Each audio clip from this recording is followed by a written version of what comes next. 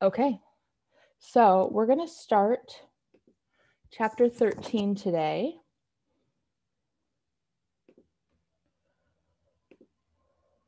Let's do this. One little kind of mini announcement just before we get too involved in chapter 13. I know that I am letting you guys turn in lab reports and worksheets and test corrections late.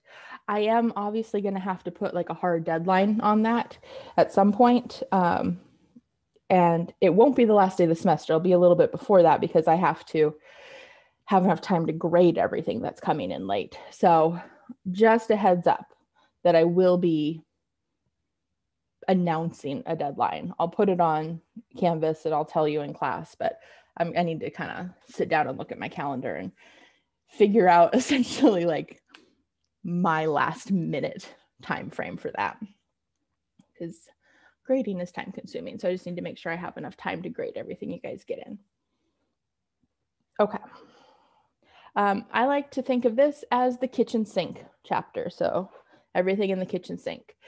Ethers and epoxides, thiols and sulfides. So essentially this is the chapter of a handful of functional groups that are all related to each other, but they just don't fit in anywhere else. So it's kind of all the oxygens and sulfur things that don't have a whole lot of other places to go. So essentially there's kind of 4 subsections: ethers, epoxides, thiols, and sulfides. So we're starting with ethers. So we are going to talk about nomenclature for each of these. I feel like one of them we skip, but no, I think we do it for all of them. And then a little bit of the intro stuff for each of them as well. So ethers, we know what they look like. We've talked about ethers plenty of times. Oh, red always makes me feel anxious. We need non-red. Okay. So it's an oxygen with 2 carbon groups on either side of it. And we know that that means that the oxygen is sp3 hybridized. It's a tetrahedral shape overall, but just for that molecular shape, it is bent. It's polar. For naming it, we have two ways to name it.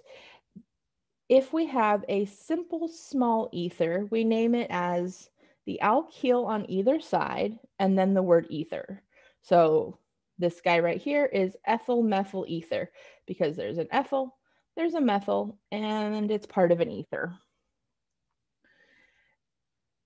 Of course, we're not always going to have, and these guys are in alphabetical order. So that's for nice, simple ethers. For larger ethers, we're going to treat the ether itself as a substituent. So we use the we use the suffix oxy. So this one is ethoxypentane. So let me show you another example of that and we'll do a practice one real quick. But we'll just do, actually, let's just do a ring. So if we have a ring like that, we know that the ring itself is cyclohexane, 1, 2, 3. So this would be propoxy cyclohexane. So the prop because there's 3 carbons, the oxy because it's an oxygen, of course. So that's the ether as a prefix. It's definitely more common to do it this way just because, you know, most of the time we're not dealing with small ethers. Normally we do treat it as a substituent.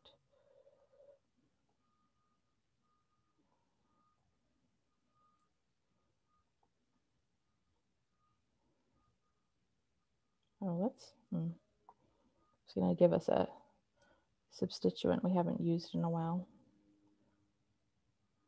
There we go. We haven't done that one in a while. And we'll throw that in there.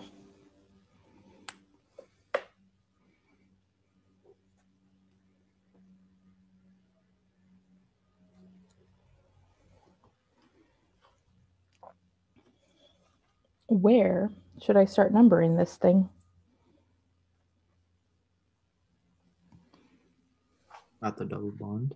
At the double bond, perfect. So 1, 2, 3, 4. It's longer going this way. So 5, 6, 7. Okay, so we have a substituent up here. We have this substituent down here.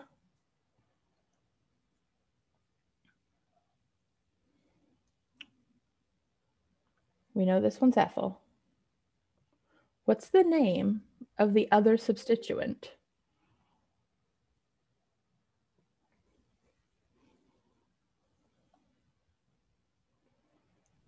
Isooxy? Almost. Isooxypropyl? Oh, okay. Not quite. We're missing this part right here. And it's not a propyl. How many carbons are in that? 2. Oh, 3. 4. It's an isobutyl. Oh. So remember, we can use that iso anytime we have that little Y, which you guys totally picked up on. That's great. But you have to count the total number of carbons in that substituent. So it is an isobutyl oxy. Actually, I put in too many letters there. Let me do a little editing here. It's isobutoxy. I needed to cut off the YL there.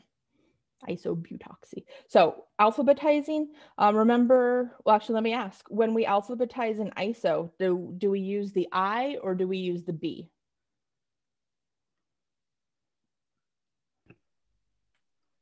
The B? Nope, sorry. So here's our rule. If it's sec, tert, or any numbers, like if we were using di, tri, tetra, these ones don't count. We don't alphabetize those. But if we're using iso or cyclo, those ones do count for alphabetizing. So I always think of all of these ones, the ones that we don't count, as anything number based. So secondary, tertiary, di, tri, all of those are numbery kind of words. And then iso and iso and cyclo are talking about the shapes. So when we talk about the shapes, they do count. I don't honestly know if that's how they made that decision and that's how they figured it out, but that's what those two groupings have in common. So that's how I remember it in my head. All right, so that means we're going to use our I, and we'll start with the ethyl then. So if we combine this all together, we're going to say 4 ethyl, 3 isobutoxy, and then what's my parent name going to be?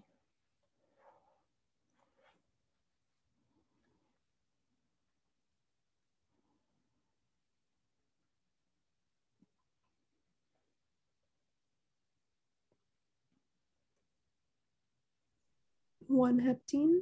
Perfect. 1 heptene.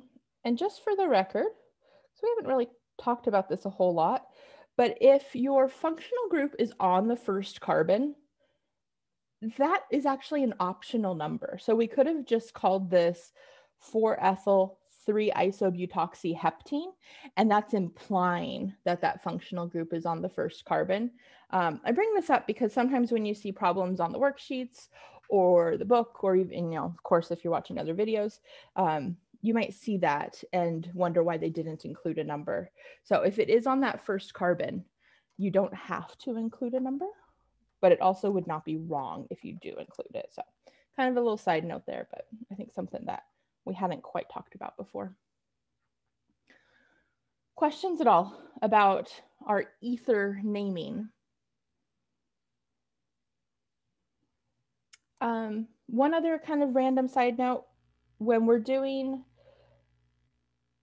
what's it called? Beyond labs, we're using ether as a solvent a lot, and we'll just kind of hear the word ether as, and when we say that as in terms of a solvent, we're talking about diethyl ether.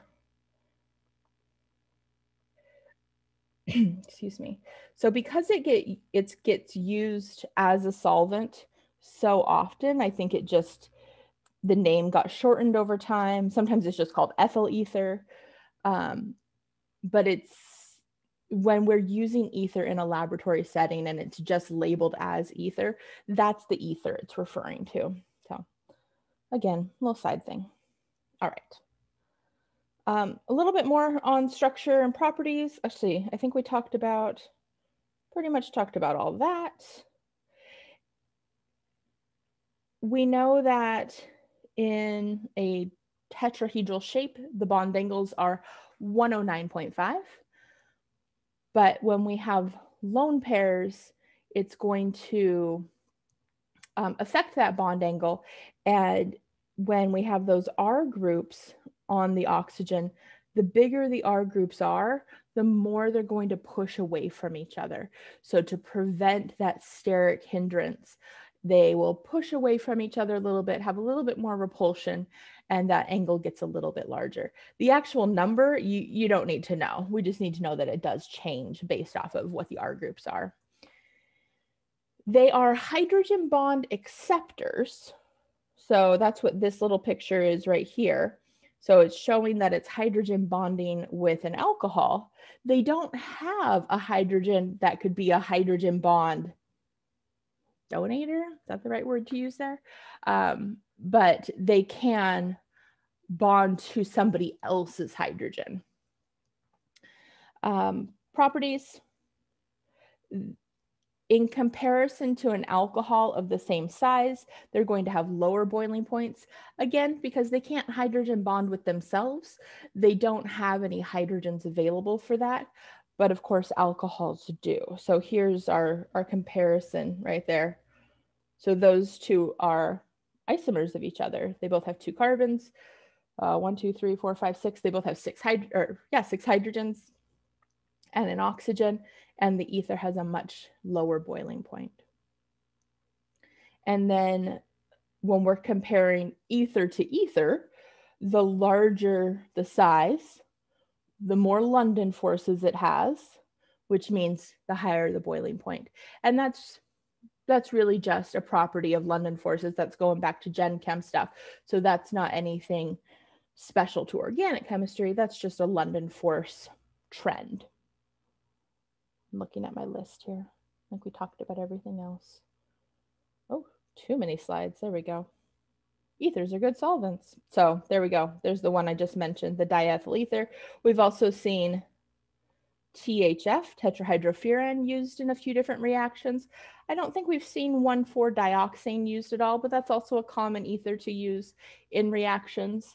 The reaction that's shown down here specifically is our Grignard reaction. So it's showing that we use the Grignard reaction with an ether solvent because it can help stabilize the charge on that metal. So we know that when we have this Grignard reagent, we can also write it as an anion on our carbon and a cation on our magnesium. The partially negative oxygens on the ethers and their lone pairs can help stabilize that positive charge. So it's what helps keeps it all together. And then this other part right here, they do have low boiling points. So go back one slide. I don't know what diethyl ether is off the top of my head, but dimethyl ether is negative 25 degrees Celsius. I believe the boiling point of diethyl ether is just above room temperature. I think it's like 35 or 40 degrees Celsius is the boiling point. But why we care about that, why that matters, is at the end of a reaction, we normally have our product mixed with the solvent that we used. And when the solvent that we used is diethyl ether, we can easily boil it off at really low temperatures, which means we're not adding in extra heat to our product, we're not messing it up. Or, which is what we normally do, is we just leave it in our lab drawers without a cap on it overnight, and all the ether just evaporates on its own. We just let Mother Nature take care of it for us. And it's a nice, easy way to remove that solvent without having to add in anything extra or give our product a lot of extra heat, which can cause other side reactions to happen. Another way the ethers are used is as crown ethers.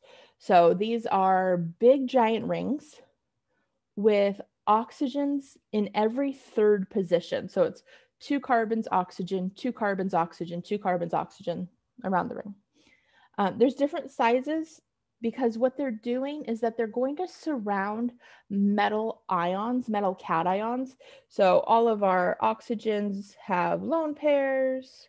And so that means that they're all going to be partially negative. And so if we put a metal cation in there, all of those negative oxygens are going to be attracted to it and can help stabilize it. So here's the purpose right here. They can help ionic compounds dissolve in organic solvents. A lot of times, ionic compounds that are soluble in aqueous solutions, in water solutions, won't be soluble in organic solutions. And so these crown ethers can help out with that. They're almost like a mediator. They're in there to help separate them out. And there's different sizes because metals are different sizes. So we want it to essentially be a tight fit around the metal. So the smaller the metal is, the smaller the ring needs to be. So like the sizes that are on here, these are literally for lithium, sodium, and potassium. So as we're going down that first row of the, or first column, excuse me, of the periodic table, as we increase in size, as we increase in the size of the metal, we increase in the size of the ring that we would need. Okay, let's look at some reactions. So we have a few reactions for each functional group in this chapter. So remember, there's 4 functional groups. I think we just have 3 for ethers. And then I think epoxides probably have the most. So let's do our ethers first though. So reaction number 1. This is called the Williamson ether synthesis. So this is making ethers. We're preparing ethers. So we're starting with an alcohol. We're going to react it with sodium hydride. So that means we have a sodium cation. We have a hydrogen anion. We don't really care about that sodium. We care about that negatively charged hydrogen. We're going to react it with an alkyl halide. Now, our alkyl halide has some limitations. It can only be a methyl group or a primary carbon. We can't have steric hindrance here. It will mess things up. And then what we're going to make is an ether. So let's look at the mechanism, and then we'll talk about some regio and stereo stuff. So starting with our alcohol, we're going to use that hydride to deprotonate it. So we're grabbing onto that hydrogen, putting the electrons onto that oxygen. So we're doing a proton transfer. And so what we're making here is an alkoxide ion. Notice the sodium's still there just to balance out the charge. It's not really doing anything, but it's still, you do not need to draw in that sodium. We can really just, we'll cross them off. All right, now we add in our alkyl halide. We're going to use our oxygen, and we're going to do a nucleophilic attack on that carbon. This is why that carbon, so the red carbon on here, why it has to be methyl or primary. If it's secondary or tertiary, so if we take a couple of these hydrogens and trade them out for methyls or ethyls or something bigger, there's going to be too much steric hindrance. So we need to have either no carbons attached to it as a methyl group or 1 carbon attached to it, and that's the max. At the same time, the halogen that's attached here is going to leave. So we're doing a nucleophilic attack and loss of a leaving group all at once. That's an SN2. So we're creating our own nucleophile, reacting it with an alkyl halide. I told you there's not really that many reactions. We just keep repeating the same thing over and again. And what we get is our ether. So let's do a little regiochemistry. It's only attacking at the alpha carbon where that halogen's attached. So not really any regiochemistry to discuss. Stereochemistry, it is SN2, which means we're going to invert the stereochemistry. However, because we're using a primary or methyl alkyl halide, it wasn't a stereocenter to start with. So technically it is being inverted, but that doesn't really mean anything because there wasn't a stereocenter to start with.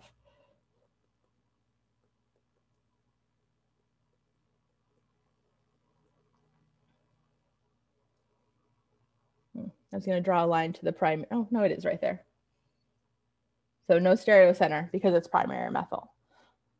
Try to think if there's anything else we need to talk about with this guy. I'm looking at my notes. I think we did all my notes.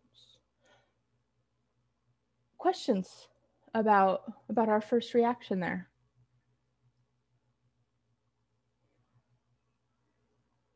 Okay, reaction number 2. So we're still making ethers. This is a reaction that hopefully looks familiar. It is very, very similar to reaction number 3 in chapter 8. So in reaction number 3 in chapter 8, we had an alkene. We are adding on an alcohol, Markovnikov, and this was an alternative to using acid and water so that we wouldn't have a carbocation. So the difference though, instead of using water, we're going to add in an alcohol. We're still using mercuric acetate, and we're still using sodium borohydride. And I believe in chapter 8, they even talk about this reaction a little bit. They might have used it as an example, but I didn't include it in our lecture or on the test for that chapter. But we do need to start with an alkene. Again, we're reacting it with our reagents there. We're going to make an ether. Regioselectivity, it is a Markovnikov reaction. And so what that means for this reaction is that the OR is going to add to the more substituted carbon, and the hydrogen will add to the less substituted carbon. So if we look at our 2 vinylic carbons, the one on the left has 2 R groups attached to it. So that's where our alcohol adds. That's where the ether is going to be. The one on the right only has 1 R group attached to it. So that's where the hydrogen's going to add. That's the less substituted side. Stereochemistry, because it is an alkene, it's trigonal planar. So we will get a mix of stereoisomers if one is forming. So we will add that down here. Let me just grab a different color. So stereo, racemic.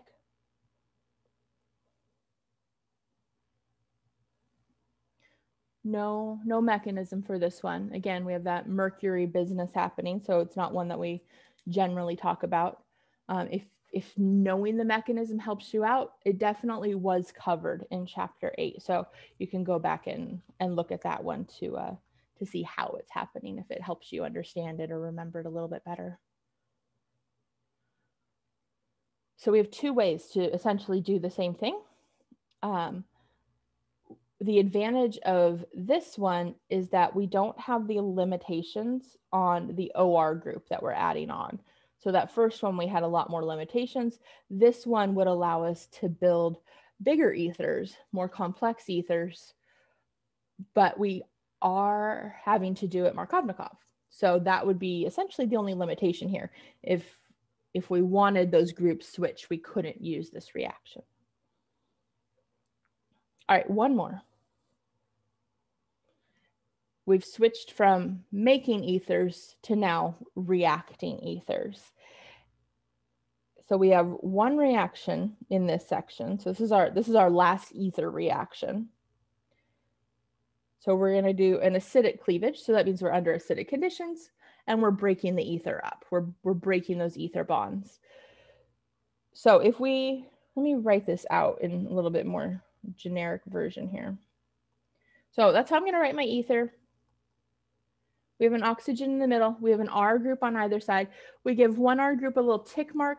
That's really just to say these R groups don't have to be the same. One could be a methyl, one could be an isopropyl. Doesn't matter. It just means that they're different.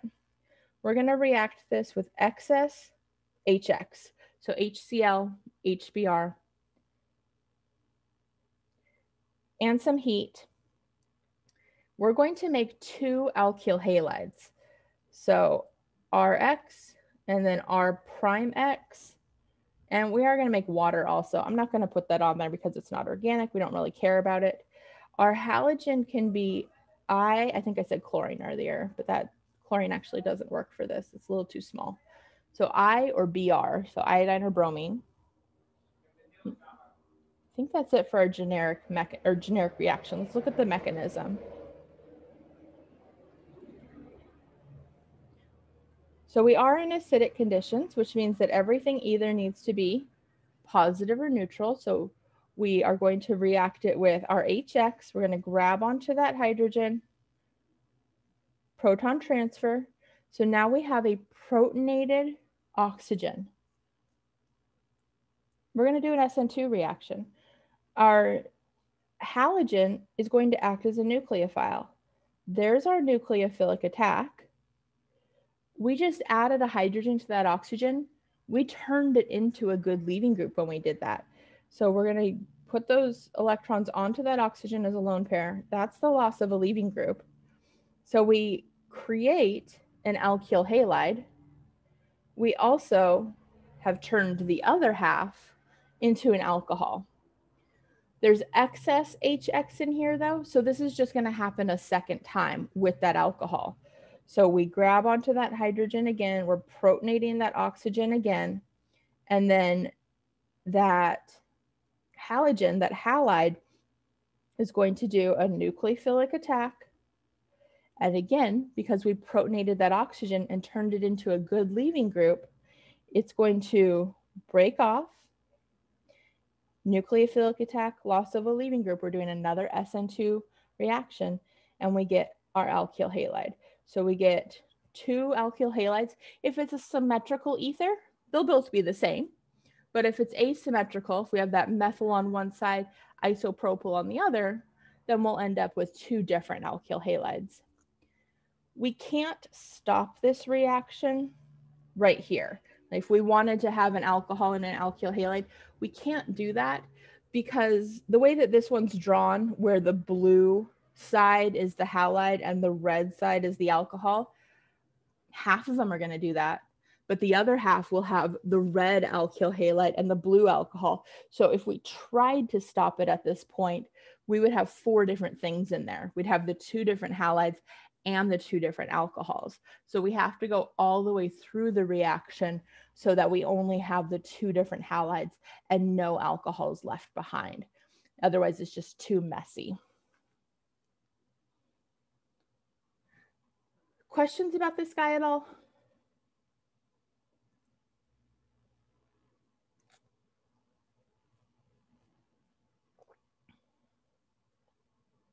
There is one exception to this. Let me see if I have a, oh, I do have a blank slide. Okay. So a couple notes about this reaction and one exception to it. The one note is if it's tertiary, if one of the carbons, if an alpha carbon is tertiary, then it will actually go through an SN1 mechanism instead. So let me show you what I mean. If we have something like this, we're reacting it with HBr. We're going to grab that hydrogen.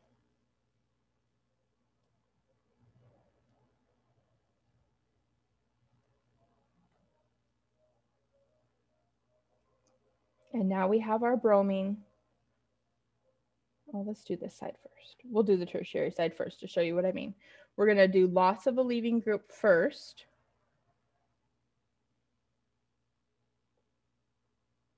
So we've created this alcohol off on the side, but we've also made, oops, a carbocation, and then we can do our nucleophilic attack. So we're still doing the nucleophilic attack and we're still doing that loss of a leaving group, but because we're doing them at 2 separate times, that makes it an SN1 mechanism. And that's only going to happen if it's tertiary. This part is going to continue on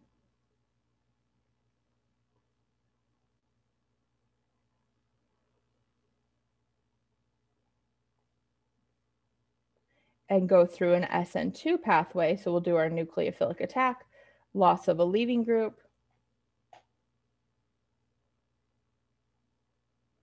and so we end up with our bromide, and we're also making water. That's where the water comes from, right here. So our, oh, and I didn't draw the final product for that guy. Let's finish that one too. So those are our 2 halides that we produce from that. If we go back and look at what we started with, we're really just taking this part, adding a bromine to the end of it, taking this part, adding a bromine to the end of it. So if you don't need to draw the whole mechanism, that's what our reaction will look like. And one last thing to mention about this, I've totally filled up this screen. Let me move something real quick.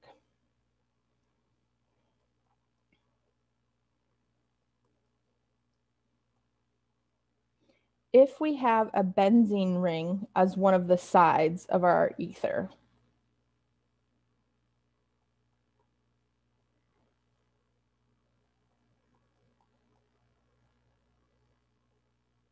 and we want to know what the product will be for this, the methyl side will become a methyl bromide.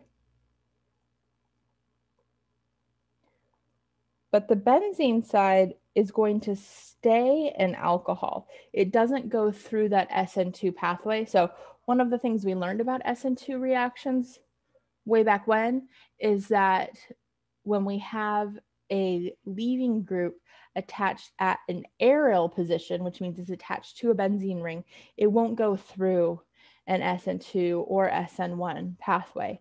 So it just stops. The reaction just stops right there at the alcohol and it doesn't continue on.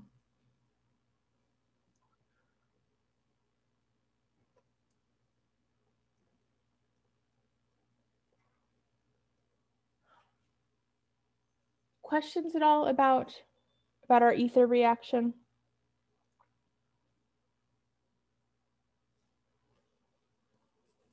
Okay. Then that means we're moving to epoxides. Epoxides are really just a special type of ether. We've talked about what epoxides are because we've seen them pop up a couple times.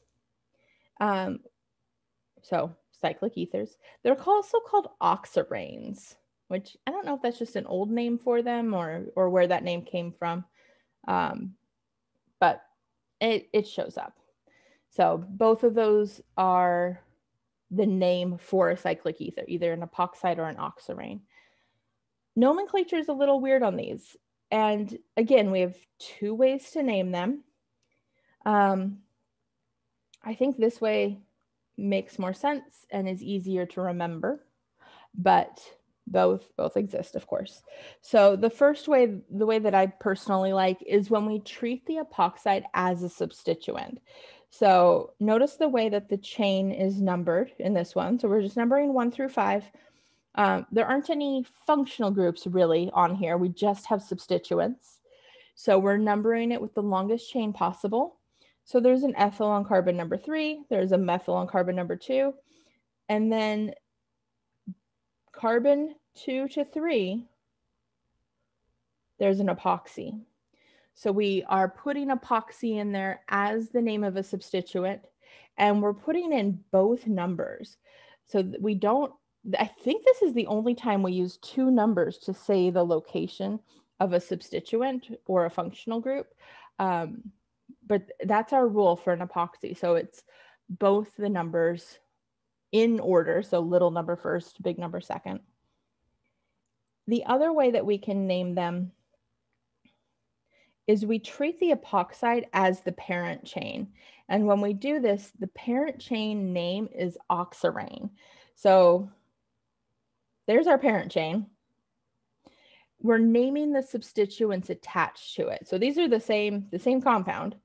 On carbon number 2 over here, there's 2 ethyl groups, so 2,2-diethyl, and then carbon number 3 has 2 methyls, 3,3-dimethyl, and then oxirane. So that one definitely works if we have a smaller epoxide. But if it's maybe a more complicated structure, that one might be a little bit more difficult. I think maybe I just don't like the word oxirane, or I don't know. It wasn't a word that I was really taught a whole lot when I took this class. So I think that's the why that one doesn't stick in my head as well. But it definitely works. Let's do a little practice one here.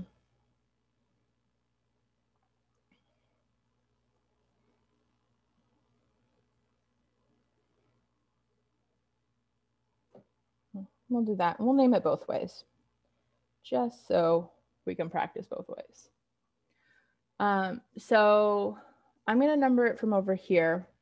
We will actually, let me just redraw it so we can number it.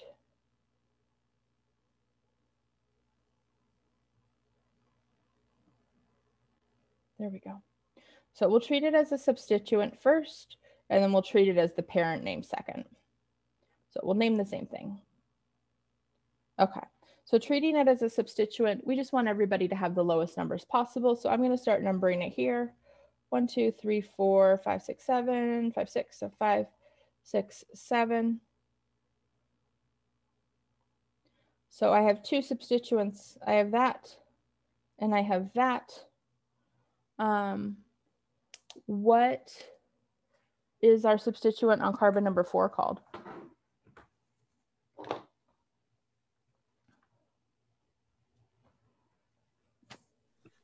Isopropyl. Very good, in stereo. And then our new one is epoxy. Okay, so I was looking one thing up because I want to make sure I tell you guys something, and I'm thinking it, and I don't know if it's completely true. So I want to double check before I say it out loud.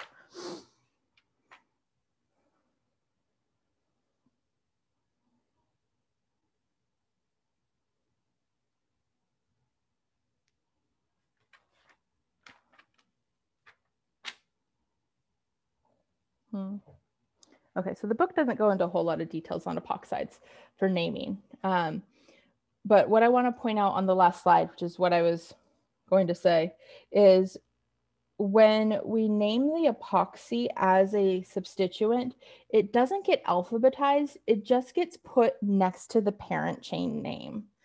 So if we were to alphabetize that, epoxy would actually go first, but instead we just always put it at the end with the parent chain name. Okay, so that means isopropyl goes first because it's the only other thing. So we're going to say 4 isopropyl, and then what comes next?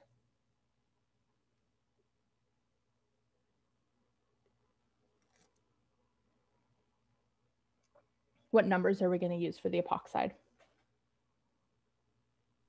3 and 4. Good. So 3, 4, epoxy heptane.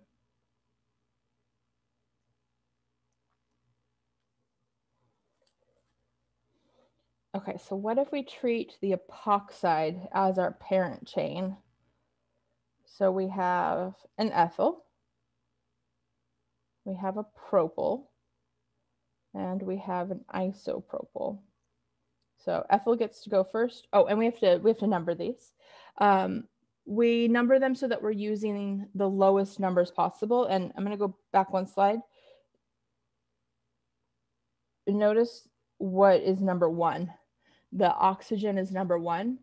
And then just like when we've numbered things before, we want to use the lowest numbers. So, oh, wrong way. So this is number 1. This will be number 2 because there's 2 things attached there. So we'll use that number twice. And then this would be number 3. On the example over here, both, let me do a little erasing because it's getting crazy over there. Both sides had 2 substituents. So the side that got the lower number was the one that came first alphabetically. So that's that's essentially the same rules that we've used before. We want to use the lowest numbers possible. And if it's a tie, they're both going to get used twice. Then the one that comes first alphabetically gets the lower number. So we haven't used that rule in a while, but it is one we've talked about. Okay, so ethyl does come first alphabetically though.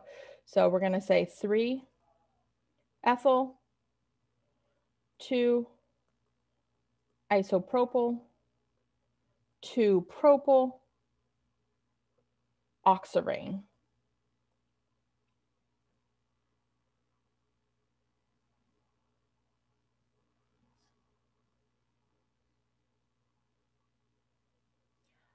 I think I don't like this one as much because we're so used to finding the longest carbon chain. I feel like this one might go against some of our other instincts when it comes to naming.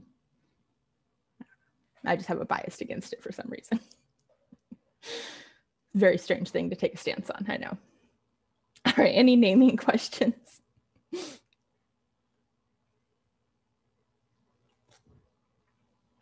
All right, then let's talk about some reactions. So we're going to talk about how to make epoxides. This first one we know. So making epoxides using a peroxy acid. So there's 2 common peroxy acids down here. MCPBA is the one that we have seen the most, used the most. We know a peroxy acid is essentially a carboxylic acid with that extra oxygen put in there. So that's the like the Lewis structure of it, but you might also just see it written out as CrO3H. Now, if it's a test question, I'm going to give you MCPBA just because it's easier to type. The program I use to draw out our molecules for the test, doing subscripts and superscripts in it is so difficult. You wouldn't think it would be since it's a chemistry thing, but it's challenging. So really, if I can avoid using superscripts and subscripts, I will, which is sometimes why you'll see the word water typed out instead of H2O. But with that being said, this R right here, that can be anything. So if you're doing worksheets or watching videos or doing other stuff online, if you see a methyl, an ethyl, a benzene, something else there, and then you see CO3H, that's telling you that it's a peroxy acid. So the R group on the side, it doesn't really matter, but the peroxy acid is going to be the reactive portion. It is a stereospecific reaction. So stereospecific means that the stereochemistry of our product depends on the stereochemistry of the reactant. So if we start with a cis alkene, we're going to end with our substituents still cis to each other. So I always think of it as when we have that alkene, we're just putting an epoxide right on top of it. And if I had 2 hydrogens pointing out towards you and 2 methyls pointing towards me, when that epoxide lands on top of that alkene, they're still pointing in the same directions. So the stereochemistry on this makes sense to me. We can even think of it as so the way that it's drawn on here is, kind of looking at it flat, but if we turn it on its side and we think of those hydrogens as pointing back and those R groups as pointing forward, that was a horrible line. That's the wrong direction. The R groups as pointing forward, then really to make the epoxide, we're just getting rid of one of those bonds in the middle and putting in the epoxide. So we do have to have an alkene to start with.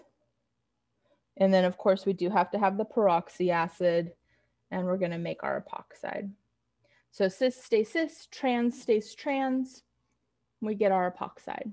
And this is something we saw in chapter 8. I do not know what reaction number it was, but we did see it back there. And then I feel like we've used it in another chapter, but maybe we just used it in some like multi-step problems or practice problems, but it definitely was in chapter 8. It's not the only way to make an epoxide though. Oh, what do I have a practice problem for? Oh, here it is.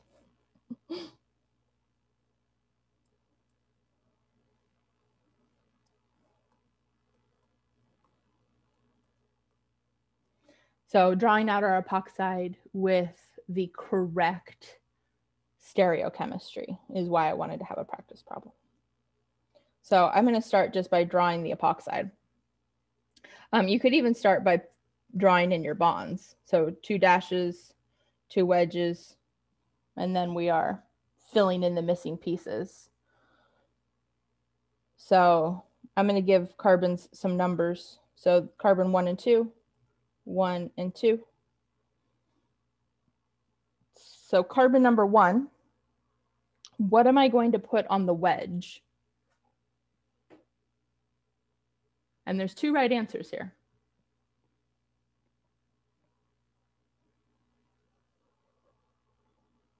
But what should I put right here?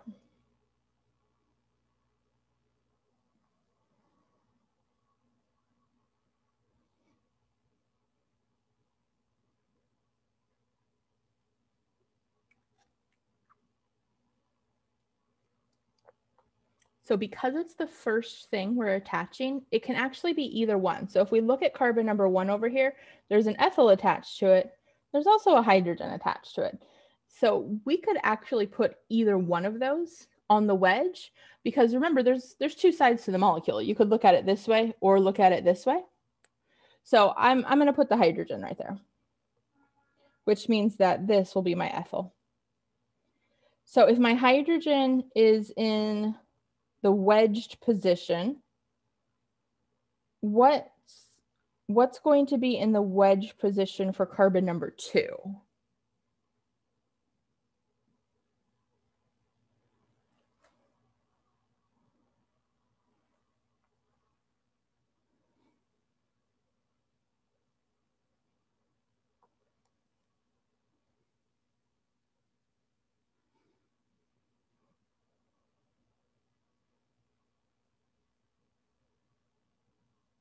So we have 2 options. We have our methyl group and we have our ethyl group. So what's on the same side as the hydrogen? What would also be in a wedged position?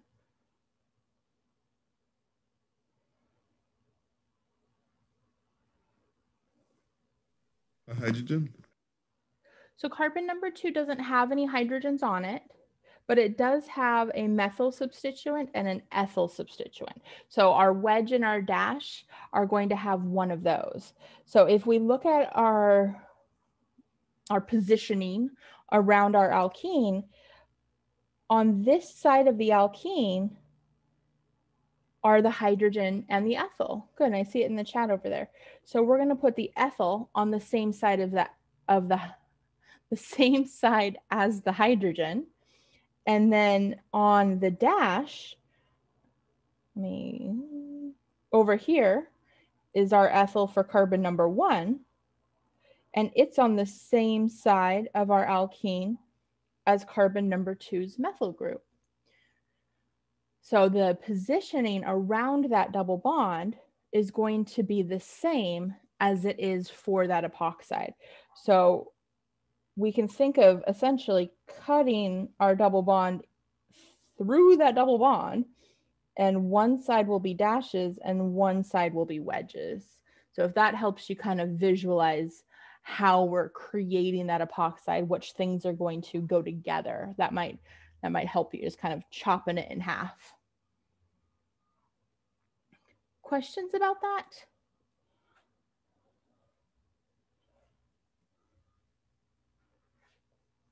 Okay.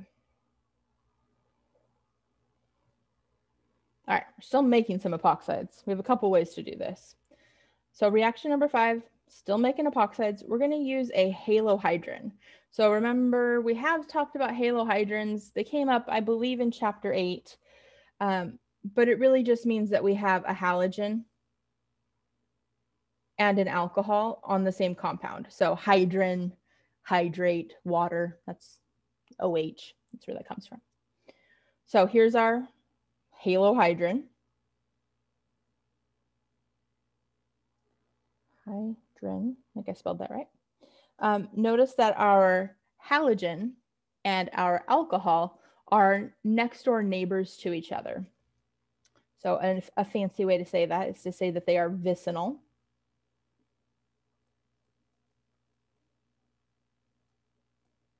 I like to call them neighbors though. Another thing to note about them is that they are trans to one another. So we have one as a wedge and one as a dash. So they are going to be trans and vicinal. We're going to react it with hydroxide. And what we're going to make is our epoxide. So let's look at our mechanism for this one.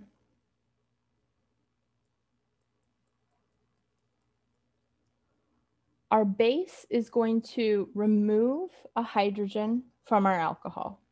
So the base is our only reagent that we're using. Everything else is happening internal. We're going to grab that hydrogen. The bond becomes a lone pair on the oxygen, so proton transfer. Then we're going to do something a little bit weird, yet familiar.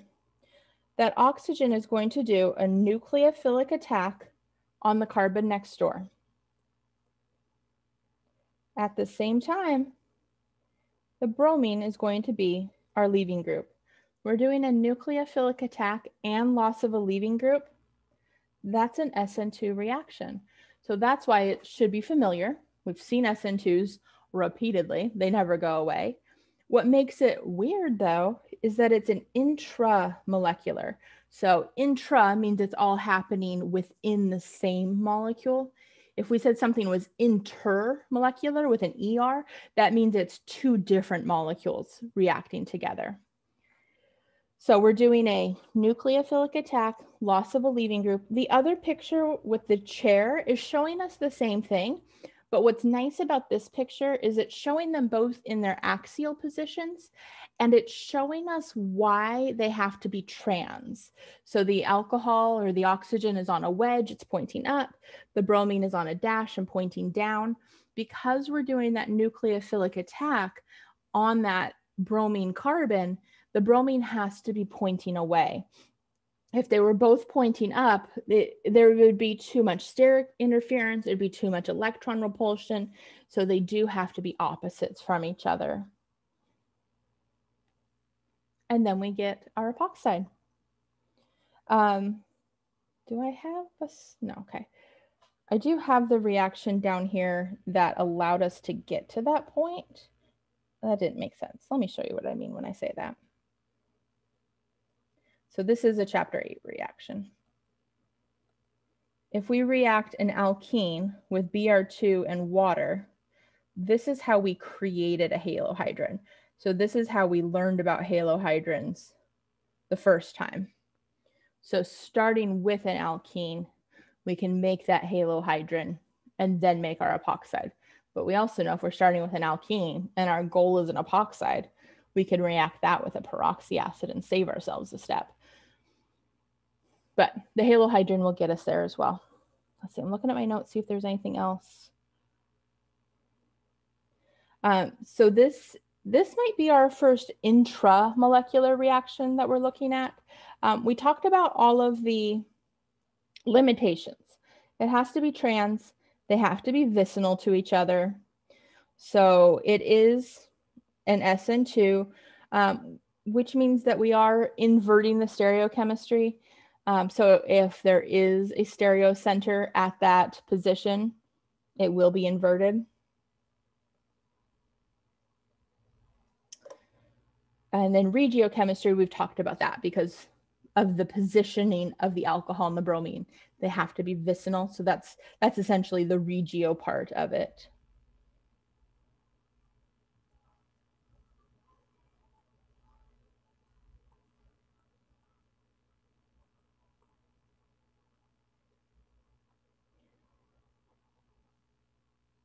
Questions about this one at all? I've not looked at the time in a while. What are we at? Okay.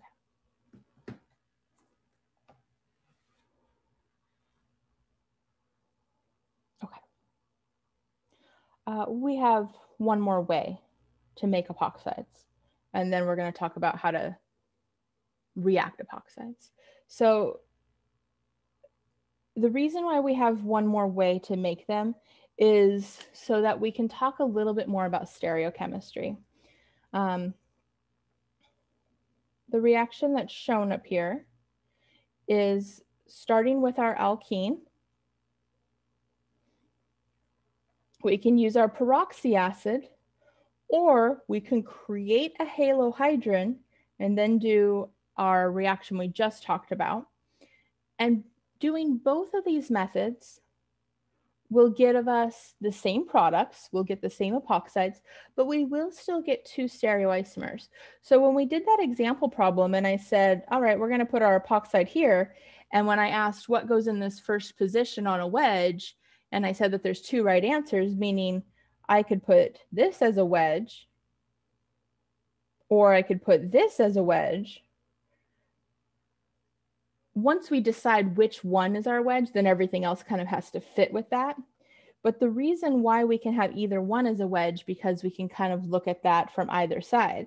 And so we do get these two stereoisomers over here as our two products. So either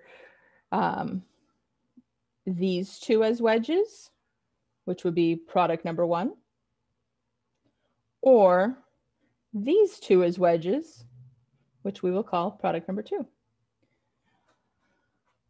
Okay, we talk about this. We say that there's two different isomers that we're going to get, because what if we only want to get one of those isomers?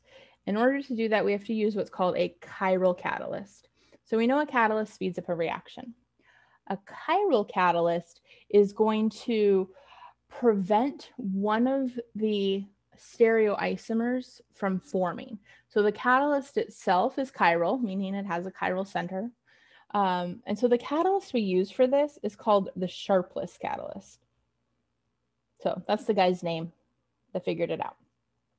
It is an enantioselective catalyst. So that means that it's going to allow one enantiomer to form and not the other. But we have to have an allylic alcohol. So this is a super specific reaction. So allylic alcohol, meaning we have a double bond, and then at that allylic carbon, there's an alcohol attached. Everything that's shown underneath here in these boxes, all of this is the catalyst. So we're going to write Sharpless catalyst on the line. We're not going to write all this out, but we have a titanium tetraisopropoxide. So a titanium with 4 isopropoxy groups. And then this guy is DET. Did I write down what DET stands for? Because I never remember. I sure didn't. But we have the plus and the minus. And notice in the middle there, let me erase my big circle, it says or. So we're using one or either of these to direct which isomer we want to have form. So let me show you what's going to happen. Here is our allylic alcohol.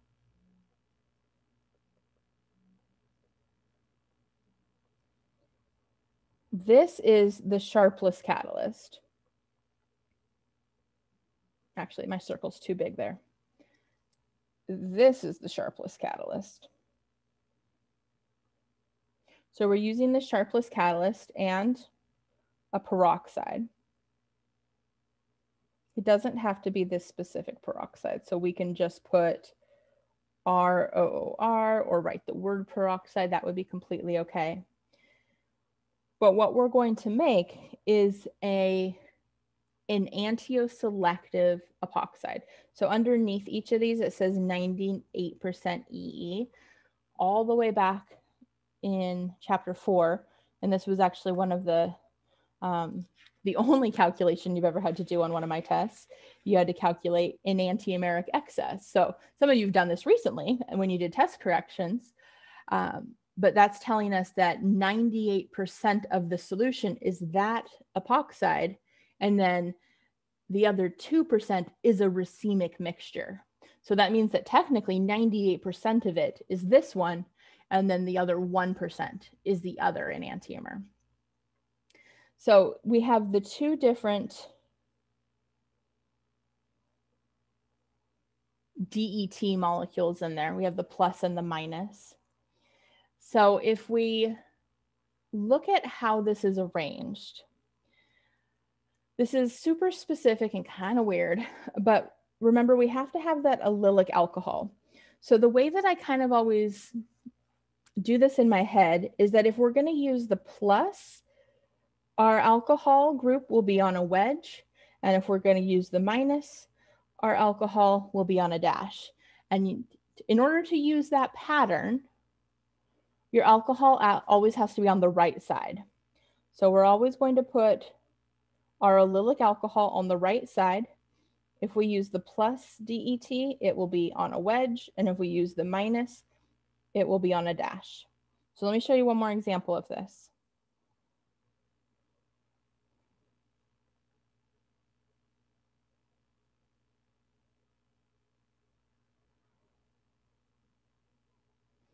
So we're going to do plus DET.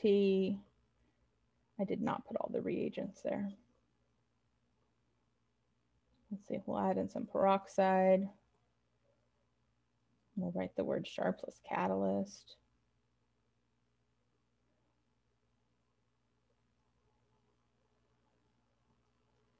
Okay, so a box for each. So I'm going to start just by drawing my epoxide.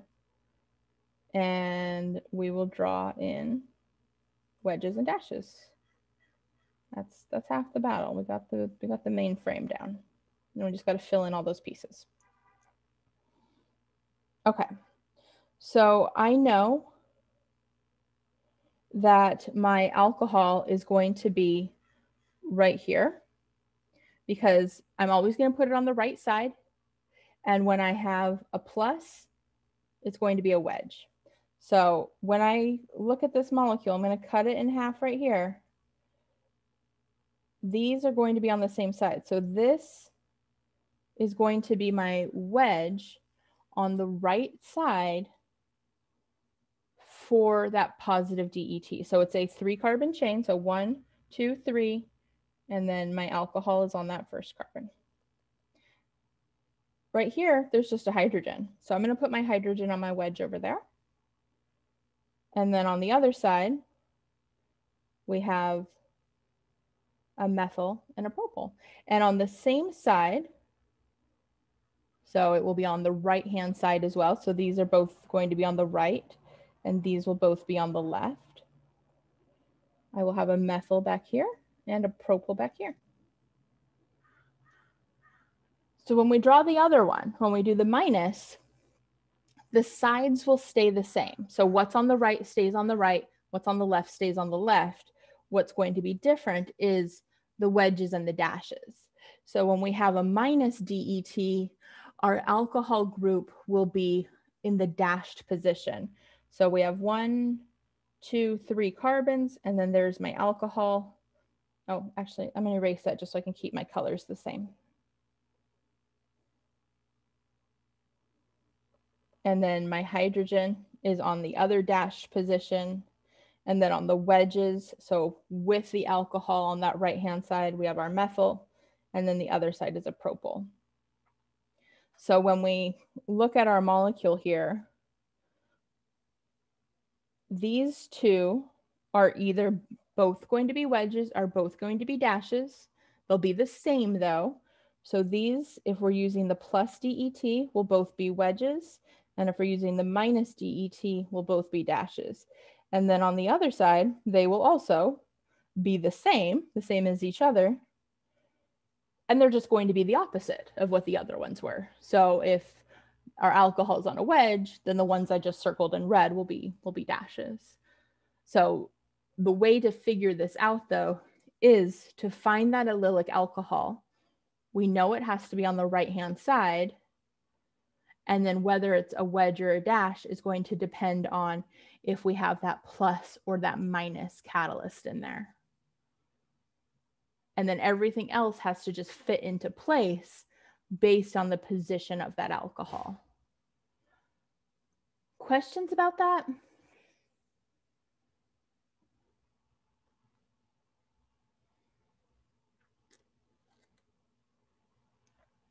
Okay. All right. We're going to break the epoxide up.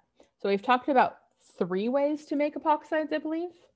We're going to talk about 2 ways to break them apart. And essentially it's the same reaction, just with slightly different reagents. So reaction number 7 is called a ring opening reaction, because we're going to take that epoxide and open it up. And we're going to use a strong nucleophile. So really, another way to say that is that we're going to use a negatively charged nucleophile. So there's our epoxide right there in the middle. We're using a strong nucleophile. So really that means we're using something that can open up this ring and bond to one of the carbons. So let me write out just kind of a generic version down here. I'm just going to put my nucleophile, just a negative nucleophile up there. And then notice for each of these examples, step number 2 is water. So what we're going to get, there's the 2 carbons of my epoxide. One carbon is going to have an alcohol attached to it.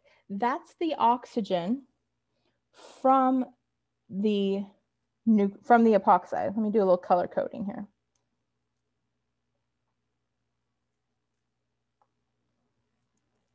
On the other side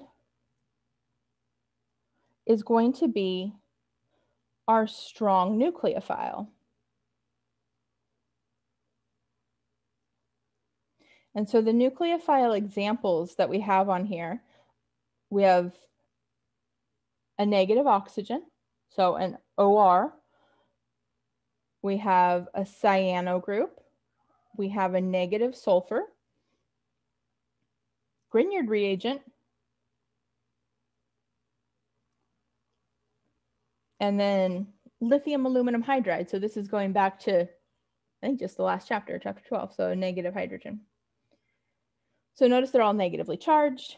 And then with each of them, we're adding that nucleophile to one of the carbons. And when that ring opens up, the oxygen will stay attached to the other carbon. So let's talk about regioselectivity. Who gets which thing? The nucleophile is going to attack the less sterically hindered side. So the nucleophile will go to the less substituted side. The OH is going to go to the more substituted side. Stereochemistry. Where the nucleophile is bonding, we're going to get an inversion of stereochemistry. So we're going to look at the mechanism for this on the next slide. And so that will also show you why that stereochemistry is getting inverted. But those are our regio and stereo rules for this. So here's our mechanism. So this is reaction number 7 mechanism. This is my strong nucleophile. So we're showing it as an OH group, but this could be an OR, it could be a cyano, it could be a negative R if we're using a Grignard reagent. I'm going to erase all those.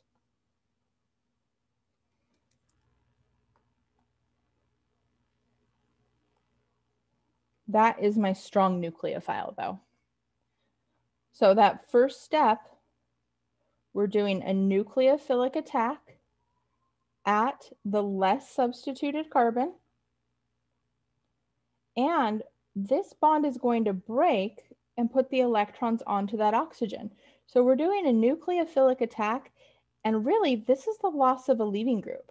So when that bond breaks and takes its electrons with it, it is a leaving group. Now it's not going far, it's only going to the next door neighbor carbon, but it is leaving from that carbon. So what's happening here? An SN2 reaction. We're doing a nucleophilic attack and the loss of a leaving group all at once. Nucleophilic attack. Now the second step in all of those reactions was water. When we break that bond, our epoxide oxygen is going to be negatively charged. So we need the water in there to remove that charge, to bring it back to being neutral. So we're just going to do a proton transfer with the water so that we then end up with this. So we're always going to have an alcohol. And then we're always going to have something else attached to the next door neighbor carbon. So plus, I'm just gonna say plus the nucleophile on the neighbor. I can't even say that it's going to be a functional group, which is what I was going to say. But if we look at some of our examples, it could just be a new carbon group or a new hydrogen. Those aren't functional groups, so we can't label it that way. But an alcohol on one of the carbons, on the more substituted carbon, and a nucleophile on the less substituted carbon. Let's see. Okay. One more, and then we're going to do an example for it. Or might have to save the example, but we'll see. So number 8, also a ring opening reaction. We're going to use a weak nucleophile this time. And because it's a weak nucleophile, that means it's less reactive. So we also do need to have an acid catalyst in there. So our epoxide, we're going to get some type of acid catalyst. So HX is really common to use here because that includes the nucleophile, the halogen, and the hydrogen, or acid and water, or acid with an alcohol. But what we're going to get is an OH on one of the carbons and our nucleophile on the other. So that nucleophile could be a halogen, an OH, an OR. If you go back to chapter 7, we have that little table of strong and weak nucleophiles that could give you an idea of some other options, but really those 3 are the ones you'll see. Regiochemistry is kind of tricky on this one. Here's our regiochemistry. So we're comparing the 2 epoxide carbons. If one side's primary and one side's secondary, the nucleophile will attack at the primary side because it's less sterically hindered. If one of the sides is tertiary, so whether the other side is primary or secondary, the nucleophile will attack at the tertiary side. It's more sterically hindered, but what happens, instead of doing an SN2 reaction, if it's tertiary, it's going to be an SN1 reaction. All right, so let's look at the SN2 pathway, and then we'll do another one. I think I have a blank slide. We'll talk about the SN1 pathway, and I'll do it with something else, with a different nucleophile. We're going to start with a proton transfer. So remember, we have that acid catalyst in there for a reason. We know oxygen's a bad leaving group. So we're protonating our oxygen to make it a better leaving group. All of those same reasonings we've been talking about are applying. We created a halide when we did that proton transfer. So there's our nucleophile. We're going to do our nucleophilic attack. We're going to break the bond between the carbon and the oxygen. That's the loss of our leaving group. There's our SN2 reaction. So we're essentially doing the same thing we did on the other slide, just in reverse order. We did the SN2 first, made our oxygen negative, and then did a proton transfer. But because we're in an acidic environment and we are protonating that oxygen first. Okay, so I'm gonna show you one more mechanism for this, because this would be for that. So having primary or secondary carbons. So let's look at it if we got a little bit more happening. So this is reaction number 8, mechanism with a tertiary carbon.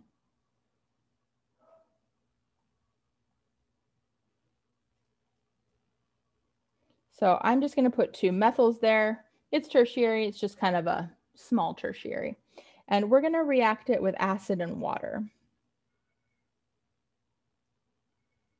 Actually, let's do acid and an alcohol just so you can see the difference.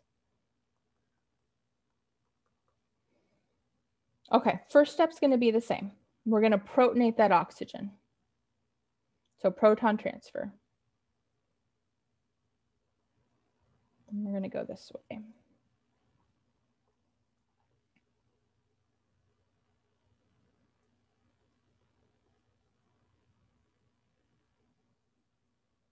We created a good leaving group.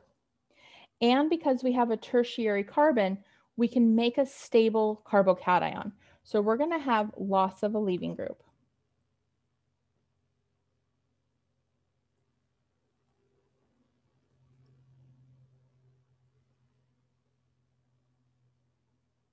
Let me do a little numbering so you can see what happened there. So carbon number 1 is now going to be my alcohol carbon. Carbon number 2 has those 2 methyl groups attached to it, and it becomes our tertiary carbocation. So in creating that tertiary carbocation, we're now going to do a nucleophilic attack with whatever our weak nucleophile is. So I'm using methanol. So nucleophilic attack. So these 2 steps together are an SN1 reaction.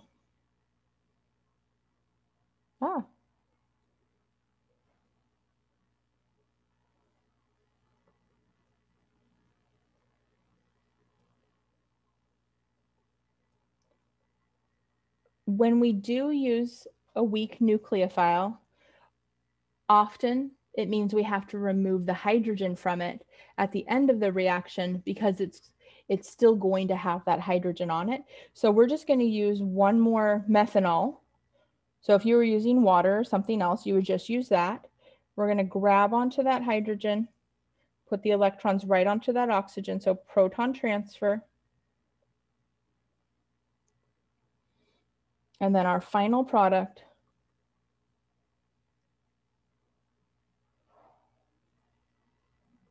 is that.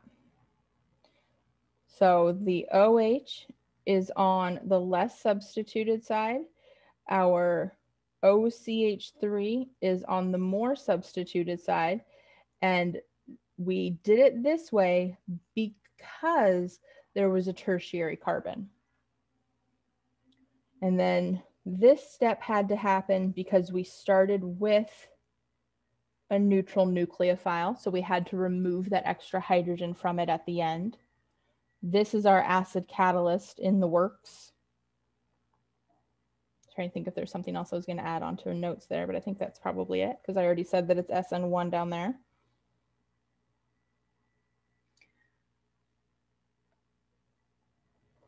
Questions about that? Okay, we're going to do one practice one, and then I think we're good for the day.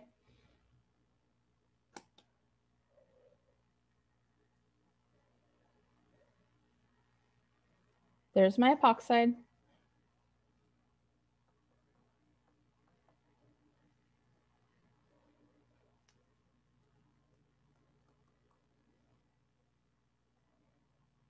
There's our 2 reactions. So we are going to do 2 different ring opening reactions. This side is an acid catalyst with a weak nucleophile. So if I wrote these out separately, I could write it as H plus and H2O. And so H plus is the acid catalyst. H2O is our weak nucleophile. The other side is our strong nucleophile. And again, we could just write this as hydroxide. So that shows us that it's negative. We know that that is a strong nucleophile because it's negatively charged. So the big question is going to be, I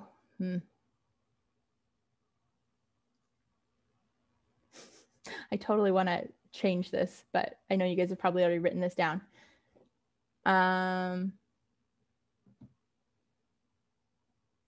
am going to change it. Otherwise, it's not going to help us learn anything. Sorry. I realize we're going to get the exact same product if we do it this way. We will do CH3OH and our H plus. And then over here, we will do NaOCH3. Okay. Sorry about that. I want us to actually learn something from this though, and we wouldn't have, the reason we wouldn't have learned anything with the other one, because both carbons would have gotten an alcohol. Okay, so the big question we have to ask with this is there's 2 carbons, carbon 1, carbon 2. Which carbon will get the alcohol from the epoxide, the oxygen in the epoxide, and which carbon will get the methoxy group? So we have one side is tertiary and one side is primary. So I'm going to go back up to our rules. We'll do the strong side first, the basic side. So right here. I'm doing this one first because the rules are simpler. The nucleophile goes to the less substituted side. That's all we need to know.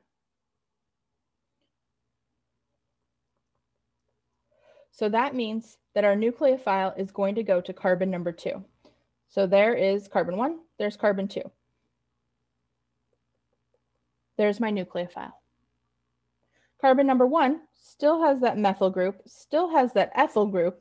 That's not changing. It's also going to have the OH from the epoxide. Now I'm going to draw just kind of the basics over here, 1 and 2.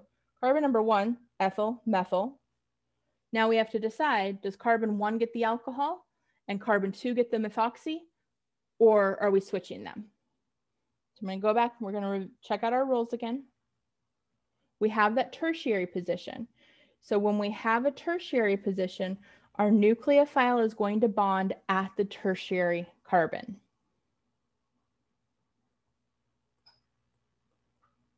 So that means I'm going to have a methoxy group right there. That's where my nucleophile bonds. And right there is the alcohol from the epoxide. So we have to know what those rules are in order to be able to get the right regiochemistry with that ring opening reaction. The basic rule, or the strong nucleophile rule, is a little bit easier because there's literally just one rule. The acidic one's a little bit more difficult because it depends on what types of carbons we have. But in all honesty, if you remember back to chapter 7, it's really just our SN1, SN2 rules. So if it's primary or secondary, there's less steric hindrance, that's where it's going to go. If it's tertiary, it's a stable carbocation, and that's where it's going to go. Okay, I think we are good and we're at time. So that means next Monday, we will do the thiols and sulfides portion of the chapter. And that will be it. That'll be our last lecture of the semester. Crazy, but true. All right, I will see you in lab in a couple minutes. We will talk about our last experiment of the semester. Thank you. Thank you guys. Thank you.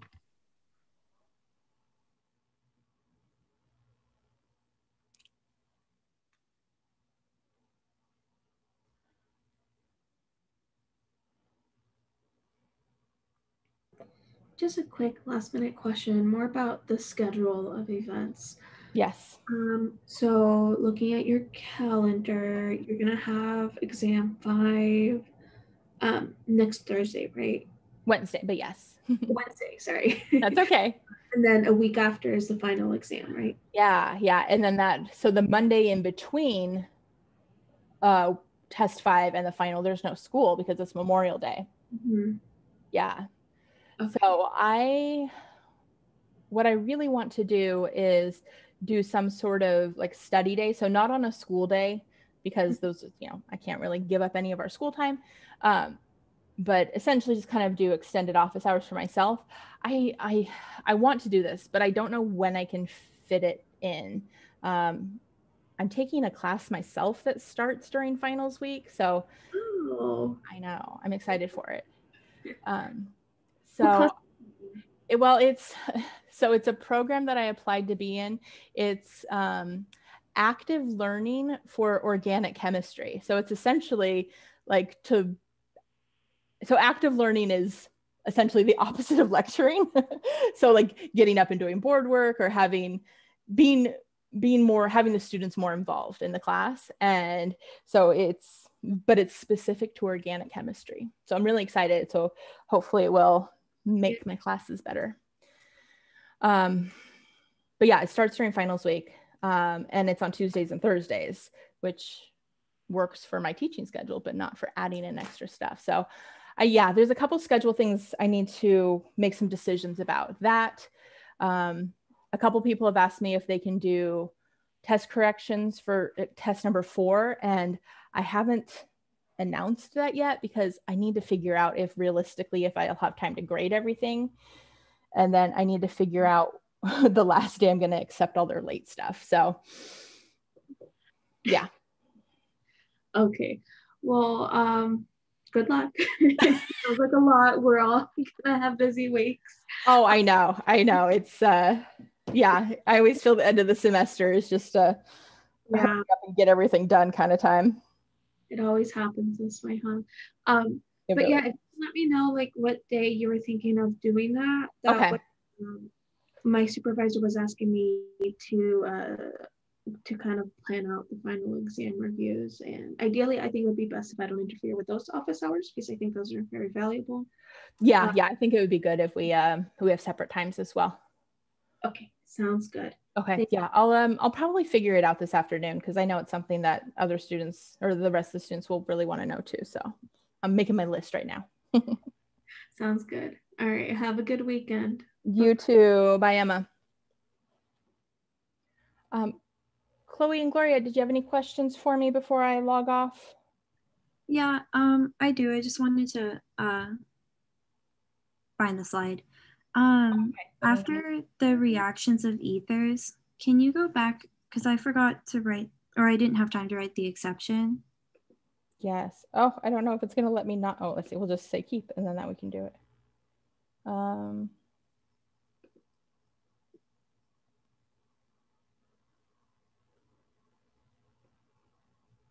That one down on the bottom? Yes, thank you so much. You're welcome. Chloe, did you have questions for me? Are you still there?